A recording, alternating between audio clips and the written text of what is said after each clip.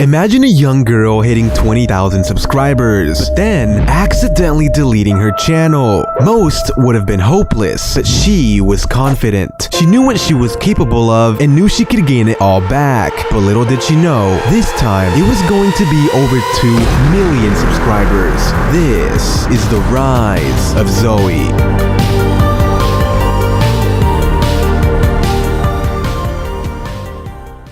Zoey, whose real name is... Hey, you're not gonna be the one to leak my real name. If you leak my real name, I'm gonna have to get rid of your channel. Whoa. Okay. I'll just talk about the rest of your life, okay? Alright, Zoey started her journey on YouTube by posting small storytime animations, but after a while, accidentally deleted them and all her YouTube channels.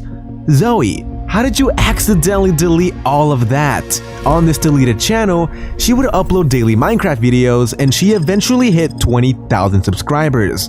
But then one day, she decided she wanted to clean up her YouTube channel to make it look more professional.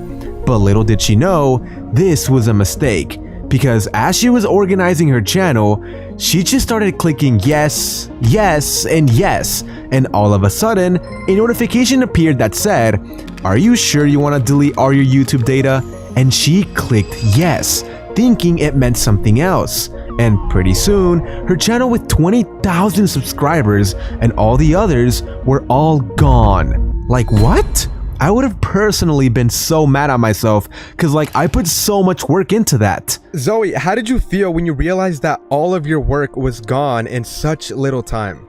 I felt pretty dumb, but I was just like, it is what it is. Luckily, I was able to redo it because, I mean, it's working out now, I guess. As a kid, Zoey wasn't allowed to have online friends or speak to anyone on the internet, which makes sense if we keep in mind all the weird stuff that has been happening on Roblox lately. Be careful, kids. Anyways, Zoey didn't really listen to her mom, so she made online friends either way. The first friend she made was at the age of 13 on a website called DeviantArt, which was an old art site where you could post your art and meet other artists. At this point in her life, she was so into drawing her own art and animations. Sadly, in her hometown, she didn't have any friends that drew just like her because it was a pretty small town. I didn't want to just walk up to people and be like, "Hey, do you draw? Do you like drawing? How about drawing? Think about it. Look at my OCs. Look at them." Yeah, I didn't want to walk around like that. It would be pretty embarrassing. So, what do you do if you have no friends in your hometown who like your hobby and you really want to talk about it? Talk to people online. Yay!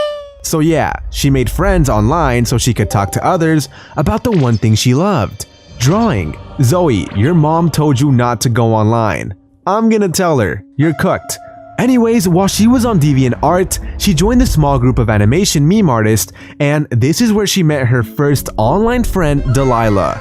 But remember, if her mom ever found out she had an online friend, she would have probably taken away her Wi-Fi and her computer. So she decided to be extra sneaky and talk through the Notes app, which was sort of like emailing.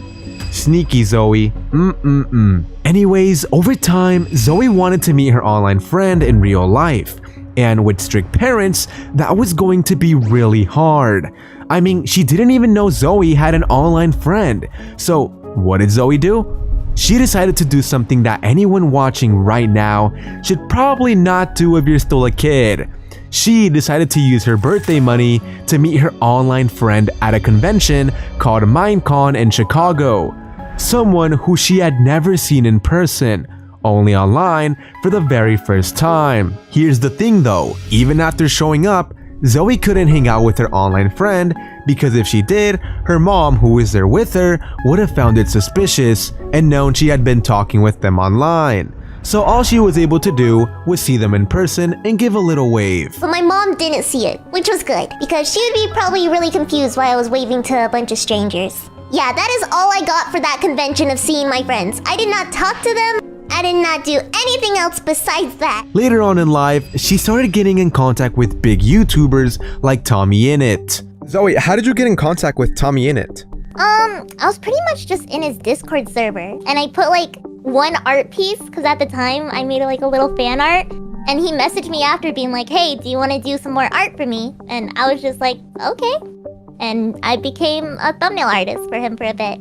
On top of this, Zoey had a unique voice, and other YouTubers noticed this, so they asked her to voice characters in their videos. For example, she voiced the character Cherry on a channel called EGGCELLENT, and she also voice acted on other channels for friends and comic dubs, but overall, EGGCELLENT was the biggest channel by far.